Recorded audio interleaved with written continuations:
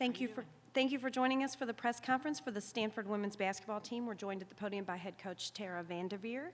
Just a few reminders before we begin. The sports information contact for Stanford is John Cantalupi. Also, if you could please make sure that you turn off your cell phone during the news conference. And again, a reminder that flash photography and video recordings are not permitted during this time. The locker room is also open to the media for the student athletes during the time of the news conferences. Again, just another reminder, if you could please raise your hand and identify your name and affiliation prior to asking your question. So we will open it up for questions for our head coach.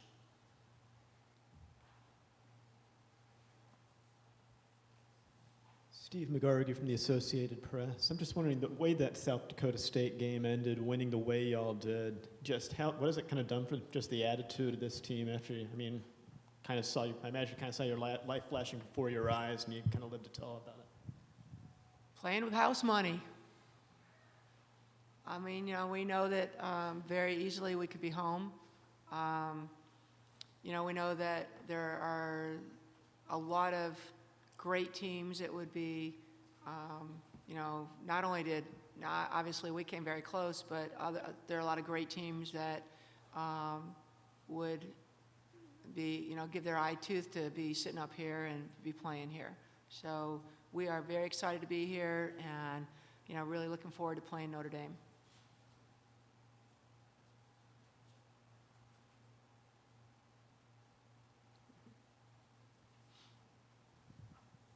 Graham Hayes, ESPN. What has changed or improved for the rest of the Pac-12 for there to be 4 teams from the conference now in the Sweet 16?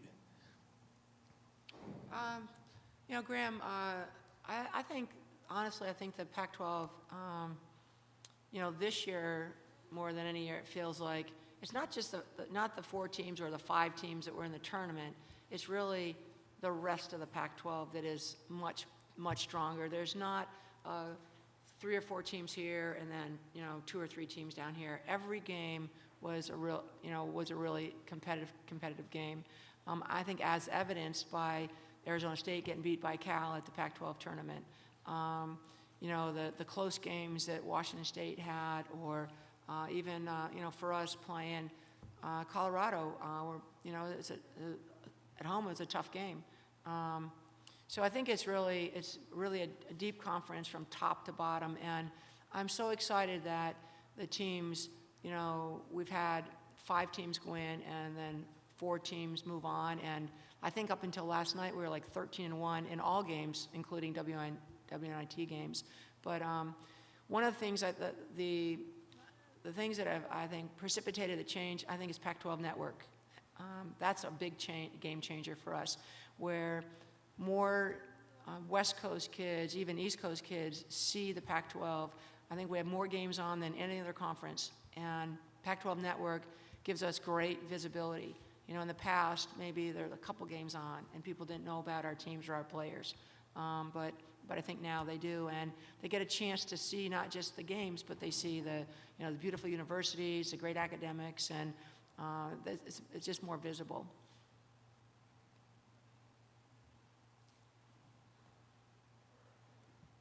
Just in general, how do you feel about the way you've played the first 2 rounds of this tournament, and what are you going to need to do better or differently in order to get past Notre Dame? I thought, I think we've been doing some really good things, but I really believe our best games are ahead, and we will have to play better than we have played. And we'll have to take care of the ball better against Notre Dame. I think we'll have to lock in defensively quicker against Notre Dame. We need to. We're going to need more and different people contributing. We've had, different people I think have played well for us all season long, but someone like Alana Smith I think will have to step up. Marta had a really good game against USF, but we're counting on. We're counting on some young players, and we're going to need them to step up. But we're confident that they can. Brittany McPhee, Kaylee Johnson, different players just coming out and really working hard and knocking down shots. I think the big part of being successful against Notre Dame is defending, obviously rebounding, taking care of the ball, and then you've got to knock down open shots. I think that one other thing, just in answer to your other question, the kind of survive and move on, you know, that was our game was a great example of that. You know, we very easily could be at home, but our team demonstrated, I think, some really great grit and kind of resilience, and we got down and didn't give up, and people just had a lot of confidence and kept making big plays.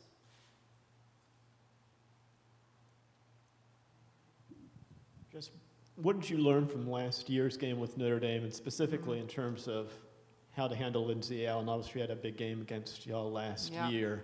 What is it about? Just what did you learn about playing Notre Dame, and what is it about her game specifically that's tough to defend?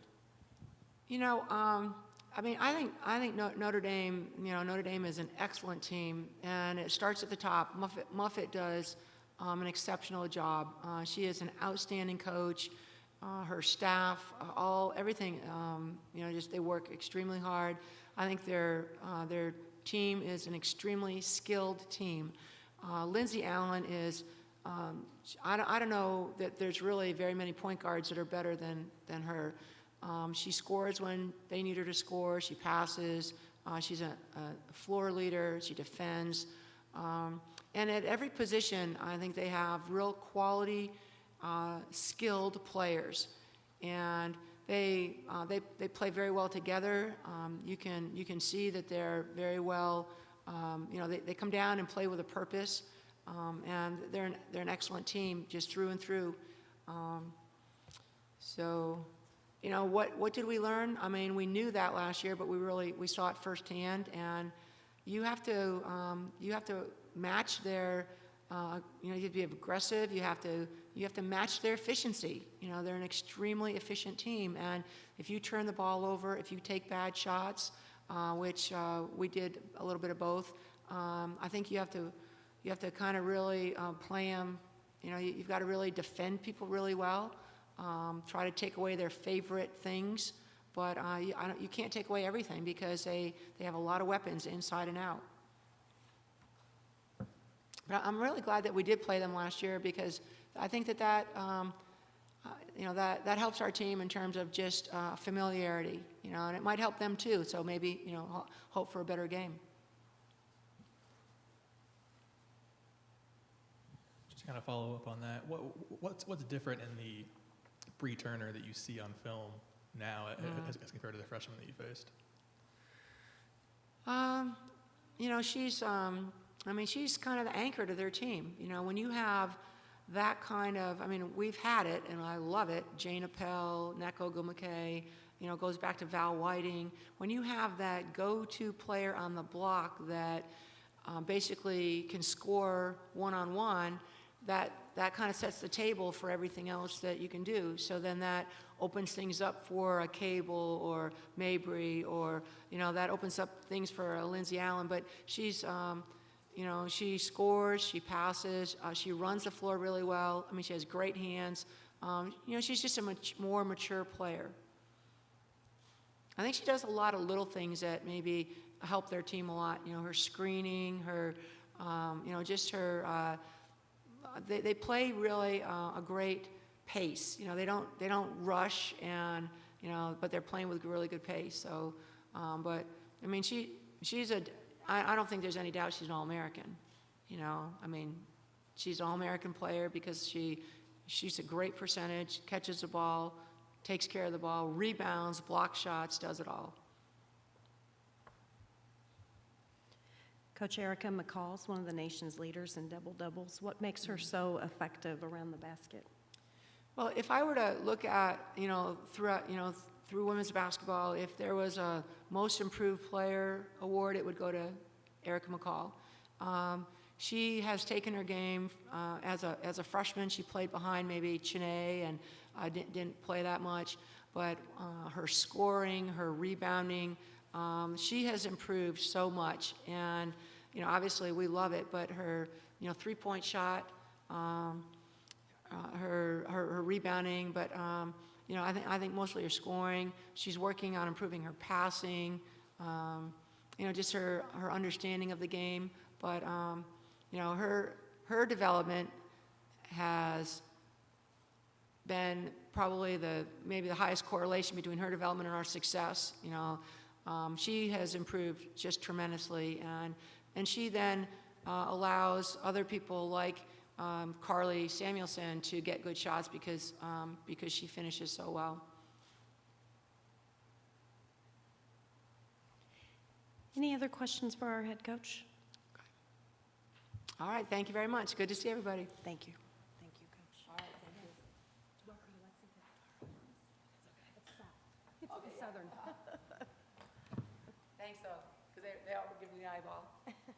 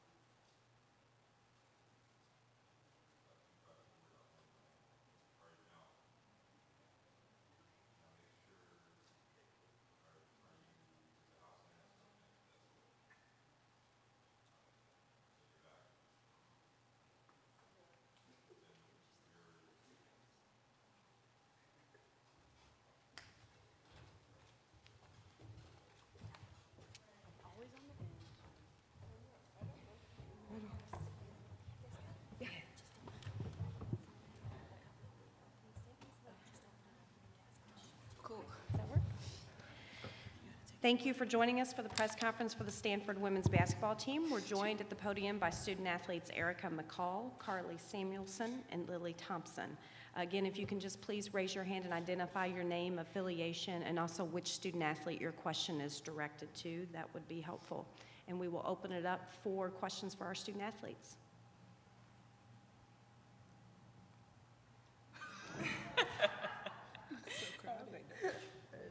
Steve McGargy from the Associated Press. This is for Lily. Just the last few days after that play you made against South Dakota State, just what was it like for you the 24 hours after, just in terms of phone messages, any phone messages that stuck out, anything you heard from fans, from former players, anything like that?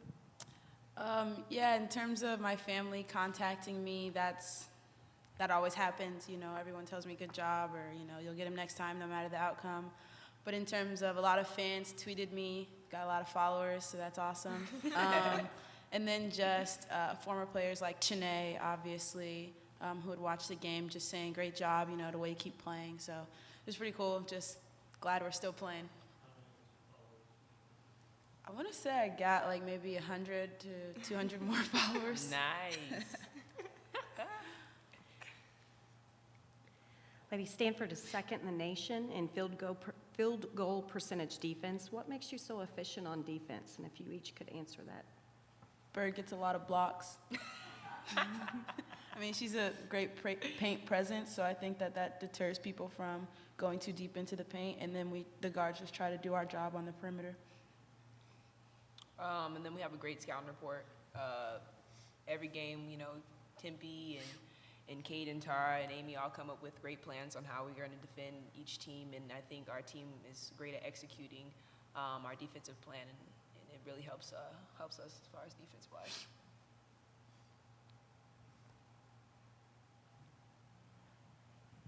For Lily again, what do you remember about last year's game with Notre Dame, and how eager are you to just kind of have a rematch, to get another chance at them after what happened last season, or was that in your mind at all?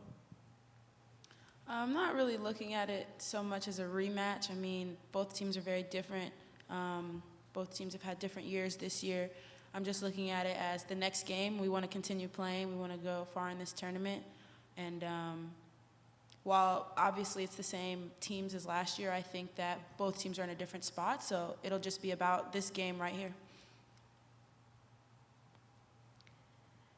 For the first time in 13 years, Stanford is without any seniors in the starting lineup, and I know that each of you are juniors. Do you feel any responsibility to step up regarding leadership?